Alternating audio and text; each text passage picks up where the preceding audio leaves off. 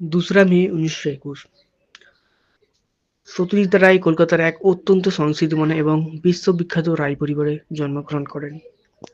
তার বাবা সুকুমার রায় ছিলেন বাংলা সাহিত্যের ননসেন্স রাইমসের প্রবর্তক এবং দাদামশাই উপেন্দ্রকিশোর রায়চৌধুরী ছিলেন একাধারে লেখক, চিত্রশিল্পী এবং বেহালাবাদক। মাত্র ২ বছর বয়সে তিনি তার পিতাকে হারান এবং মায়ের যত্নে বড় হয়ে ওঠেন।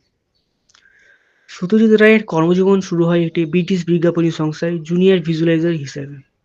১৯৫০ সালে লন্ডনে থাকাকালীন তিনি ইতালির ছবি বাইসাইকেল থিফস দেখেন, যা তাকে চলচ্চিত্র নির্মাণে গভীরভাবে অনুপ্রাণিত করেন।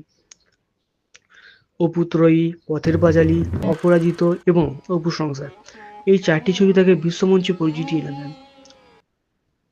তিনার অন্যান্য মাস্টারপিসের মধ্যে জলসাঘর, দেবী, মহানগর, চারুলতা, জয়পাল ফেলুনাথ, অরণ্যেন্দ্রনাথ ইত্যাদি আছে। শিশুদের জন্য লিখেছেন গুপি গাইন, বাঘা বাইন, হীরক রাজার দেশে, সোনার কেল্লা। চলচ্চিত্রের বাইরে তিনি ছিলেন একজন তুখোড় লেখক। তিনি ছোটদের পত্রিকা সন্দেশ পুনরুজ্জীবিত করেন। তিনার চরিত্র ফেলুদা ভারতের অন্যতম জনপ্রিয় গোয়েন্দা চরিত্র প্রদোষচন্দ্র মিত্র।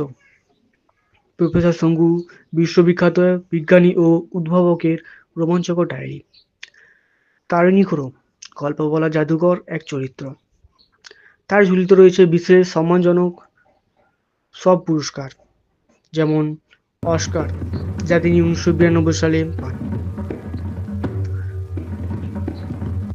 ভারতরত্ন, ভারতের সর্বোচ্চ বেসামরিক সম্মান, দাদা সাহেব ফালকে পুরস্কার হয়, লিজিয়ম অফ অনার ১৯৮৭ সালে, যা ফ্রান্সের সর্বোচ্চ নাগরিক সম্মান।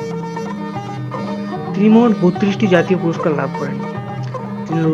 তিনার অনুপ্রেরণা ছিলেন সত্যজিৎ রায়। বিশ্বাস করতেন চলচ্চিত্র কেবল বিনোদন নয়, বরং তা মানুষের জীবনের এক গভীর প্রতিফলন। তিনি একা একটি চলচ্চিত্রের চিত্রনাট্য পরিচালনা, সঙ্গীত থেকে শুরু করে তোমার পোস্টার অনুশোচনা হয় ডিজাইন না? পর্যন্ত সবটাই সামলাতেন। কি হয় না? নমস্কার। অনুশোচনা। অত শক্ত কথা বুঝি না। আফসোস বোঝো?